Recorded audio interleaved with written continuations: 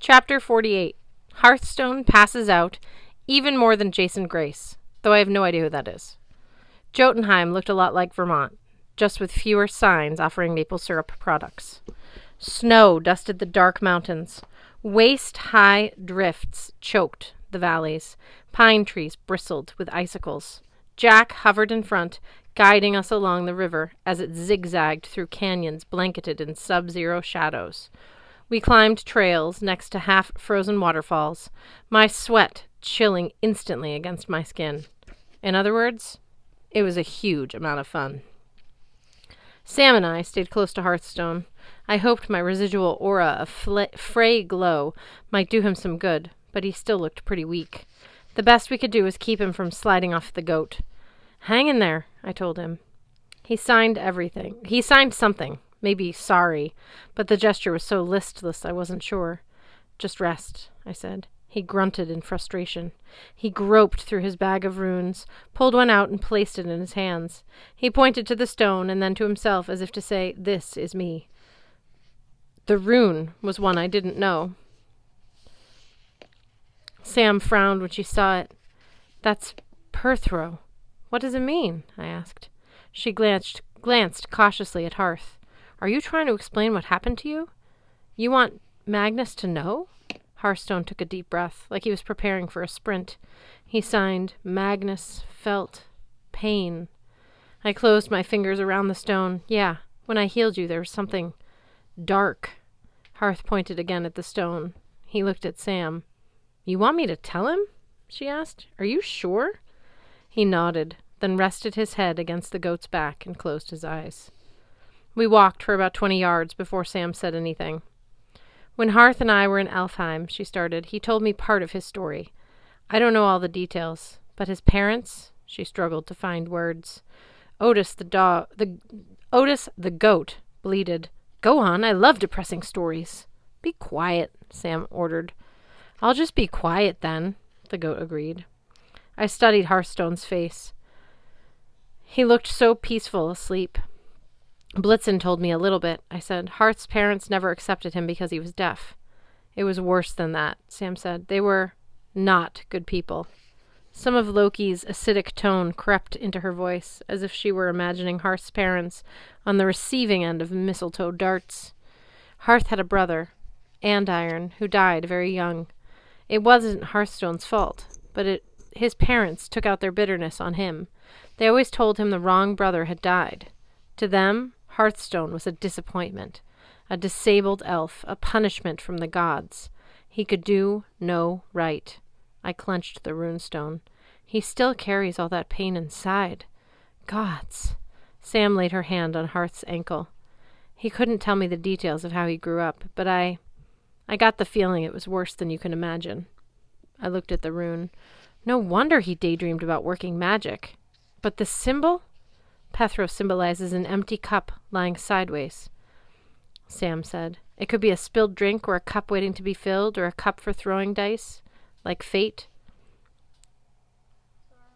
I don't understand. Sam brushed some goat hair from Hearthstone's pants cuff. I think Perthro is the rune Hearthstone personally relates to. When he went to Mimir and drank from the well, Hearthstone was offered a choice between two futures. If he took the first path, Mimir would grant him speech and hearing and send him back to Alfheim to live a normal life. But he would have to give up his dream of magic. If he chose the second path, he'd learn magic, I guessed. But he would stay the way he is, deaf and dumb, hated by his own parents. What kind of messed up choice is that?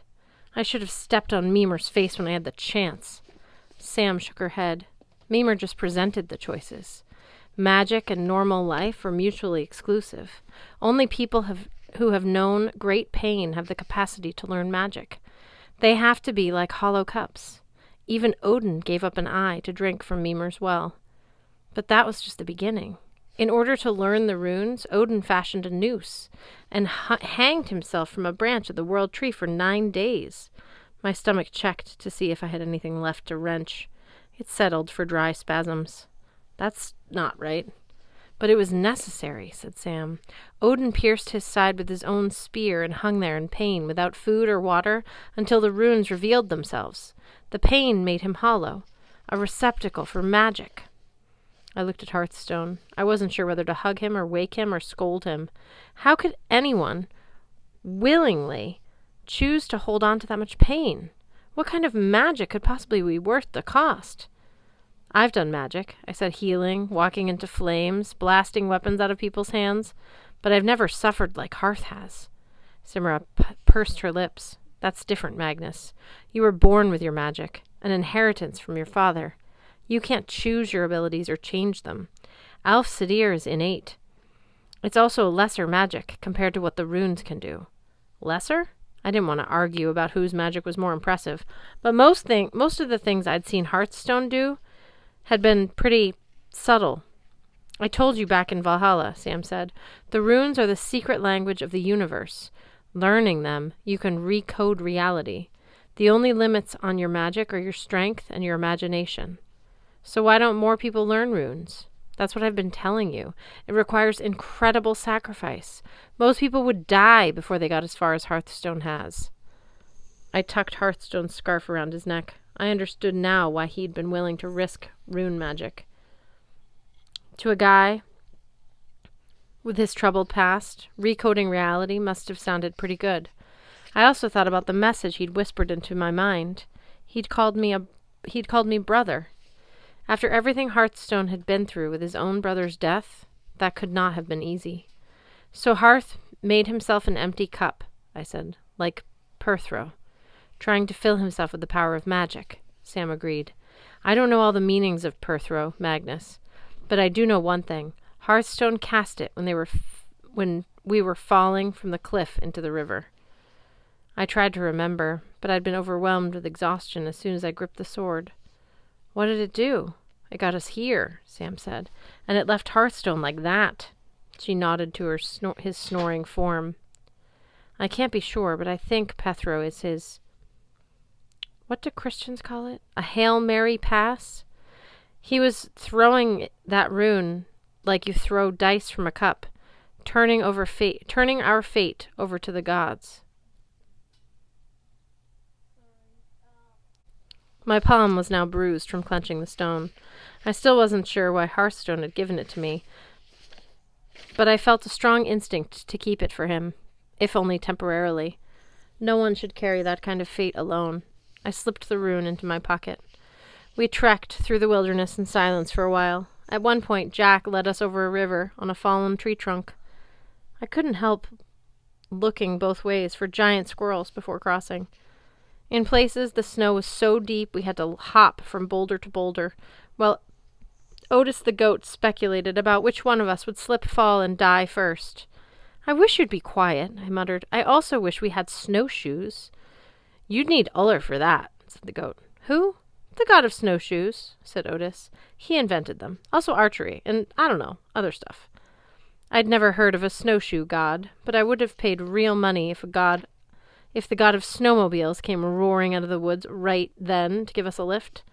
We kept trudging along. Once we spotted a stone house on the summit of a hill. The gray light and the mountains played tricks with my perception. I couldn't tell if the house was small and nearby or massive and far away. I remembered what my friends had told me about giants, that they lived and breathed illusions. See that house? Jack said. Let's not go there. I didn't argue. Judging time was difficult, but by late afternoon the river had turned to a raging current. Cliffs rose along the opposite bank. In the distance, through the trees, I heard the roar of a waterfall. Oh, that's right, said Otis. I remember now. You remember what? I asked. Why I left. I was supposed to go get help from my master. Sam brushed a clump of snow off of her shoulder. Why would Thor need help? The rapids, said Otis. I guess we better hurry. I was supposed to be quick, but I stood watching you guys for almost a day. I flinched. Wait, we were unconscious for a whole day? At least, said Otis. He's right, Jack said. According to my internal clock, it's Sunday the 19th. I warned you. Once you took hold of me, well, we fought those dwarves on Friday. You slept all the way through Saturday. Sam grimaced. We've lost valuable time. The Wolf's Island will appear in 3 more days, and we don't even know where Blitzen is. Probably my fault, Otis offered. I should have saved you earlier, but given a human mouth to mouth, I had to work up the nerve. My therapist gave me some breathing exercises. Guys, Jack the Sword interrupted. We're close now. For real this time. He hovered off through the woods. We followed the floating sword until the trees parted. In front of us stretched a beach of jagged black rocks and chunks of ice. On the opposite bank, sheer cliffs rose into the sky. The river had turned into full-on Class 5 rapids, a combat zone of white water and half-submerged boulders. Upstream, the river was compressed between 2 skyscraper-size stone columns, man-made or natural, I wasn't sure. Their tops were lost in the clouds. From the fissure between them, the river blasted out in a vertical sheet, less like a waterfall and more like a dam splitting down the middle. Suddenly, Jotunheim did not seem like Vermont. It seemed more like the Himalayas, someplace not meant for mortals.